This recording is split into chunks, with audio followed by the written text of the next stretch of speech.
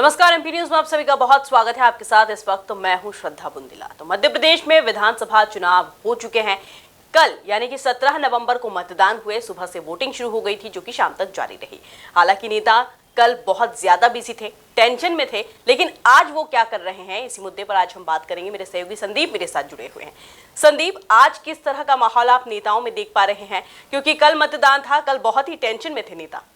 श्रद्धा, मैं आपको बता दूं कि मध्य प्रदेश की 230 विधानसभा सीटों पर जो मतदाता हैं उन्होंने अपना फैसला ईवीएम में कैद कर दिया है। हाँ। जो 3 दिसंबर को हम सबके सामने आएगा, लेकिन उससे पहले जो नेता हैं उनमें काफी टेंशन का माहौल बना हुआ है। और राजनेताओं की अगर बात की जाए तो राजनेता आज भी एक्टिव नजर आ रहे हैं और पूरी तरीके से मैदान नेताओं ने संभाल लिया है। दिग्गज हाँ। नेताओं की अगर बात की जाए तो आज कमलनाथ का जन्मदिन भी है, इसलिए वो लगातार अपने कार्यकर्ताओं से रूबरू हो रहे हैं और लगातार जन्मदिन की जो बधाइयां हैं वो लेते हुए नजर आ रहे हैं। वहीं बीजेपी के राष्ट्रीय महासचिव कैलाश विजयवर्गीय की बात की जाए तो वो अपने चुनाव कार्यालय से में कार्यकर्ताओं से उन्होंने मुलाकात की और उसके बाद में वो दिल्ली रवाना हो गए और माना जा रहा है कि वो शाम तक वापस लौट आएंगे और फिर राजस्थान की जिम्मेदारी भी वो संभाल सकते हैं।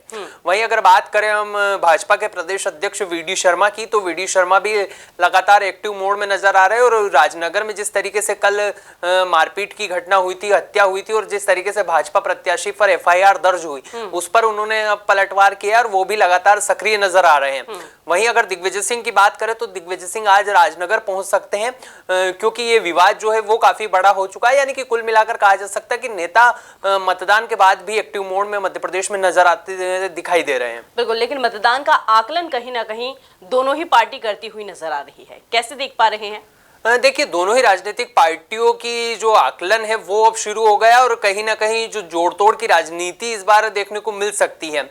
अगर बात की जाए इस बार के मतदान प्रतिशत की तो 76.22% इस बार मतदान हुआ है। पूरे मध्य प्रदेश में मतदाताओं ने जो है बम्पर मतदान इस बार किया है।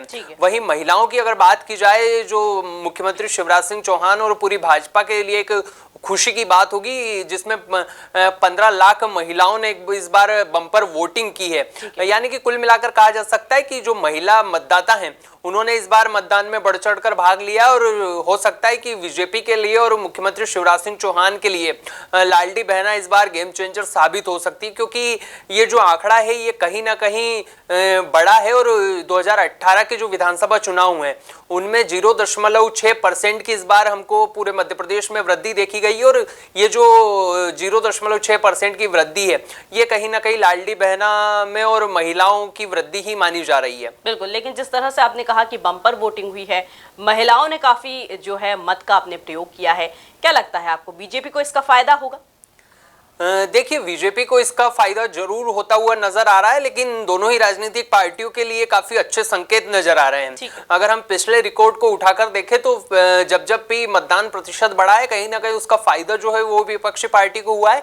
लेकिन ये माना जा रहा है कि इस बार महिलाओं ने जिस तरीके से बढ़ चढ़कर भाग लिया है और जिस तरीके से लाडली बहना योजना का लोकार्पण और जिस तरीके से कार्यक्रम मुख्यमंत्री शिवराज सिंह चौहान और पूरी भारतीय जनता पार्टी ने इस बार किए थे, उसका फायदा कहीं ना कहीं बीजेपी को हो सकता है। और महिलाओं की जो तादाद है मध्य प्रदेश में वो भी काफी अच्छी है और ऐसे में माना जा रहा है कि अब महिलाएं ही मध्य प्रदेश में सरकार बनाती हुई नजर आएगी। और जिस तरीके से उन्होंने मतदान किया है ये कहीं ना कहीं गेम चेंजर भाजपा और कांग्रेस के लिए इस बार हो सकता है। ठीक है, लेकिन संदीप, ऐसा कभी पहले देखा नहीं गया कि पुरुषों ने कम मतदान का प्रयोग किया, मत का आपने प्रयोग किया, और महिलाओं ने बहुत ज्यादा। लेकिन इस वक्त हमें ऐसा नजारा भी देखने को मिला कि महिलाओं ने बहुत बढ़ चढ़कर हिस्सा लिया मतदान में, लेकिन पुरुषों ने उतनी वोटिंग नहीं की।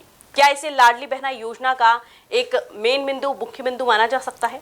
देखिए, अगर बात की जाए लाडली बहना योजना की तो लाडली बहना योजना के बाद से ही महिलाएं काफी एक्टिव हुई है और उनका रुझान मुख्यमंत्री शिवराज सिंह चौहान की ओर भी काफी तेजी के साथ बढ़ा है। क्योंकि भाजपा में जिस तरीके से कुछ दिन पहले इनकम्बेंसी थी उसको खत्म करने के लिए लाडली बहना योजना मध्य प्रदेश में लाई गई थी और उसका जो परिणाम है वो वोटिंग प्रतिशत में भी हमको देखने को मिला है। और जिस तरीके से महिलाओं द्वारा बढ़ चढ़कर वोटिंग की गई है उसका नजारा भी आंकड़ों में स्पष्ट रूप से नजर आ रहा है। लेकिन अगर बात की जाए दोनों ही राजनीतिक पार्टियों की, तो दोनों ही राजनीतिक पार्टियों के पक्ष में ये जा सकता है, क्योंकि इसके विपरीत अगर कांग्रेस की बात करें तो कांग्रेस भी नारी सम्मान योजना लेकर आई है, जहां वो 1500 रुपए देने की बात करती हुई नजर आ रही है। यानी कि कुल मिलाकर कहा जा सकता है कि महिलाओं में एक जागरूकता आई है, और जिस तरीके से ये विधानसभा चुनाव जो है महिलाओं के इर्द गिर्द रहे हैं, उससे कहीं ना कहीं दोनों ही राजनीतिक पार्टियों को फायदा होगा। अब देखना 3 तारीख को होगा कि जो महिलाएं हैं उन्होंने किसके पक्ष में मतदान किया है और इसका फायदा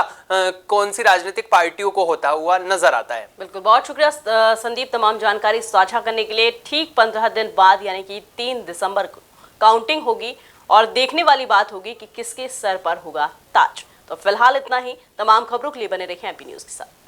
एमपी की नब्ज, एमपी का हाल, मध्य प्रदेश की हर खबर एमपी न्यूज टीवी के साथ। लगातार खबरों के लिए सब्सक्राइब करें हमारा YouTube channel MP news TV.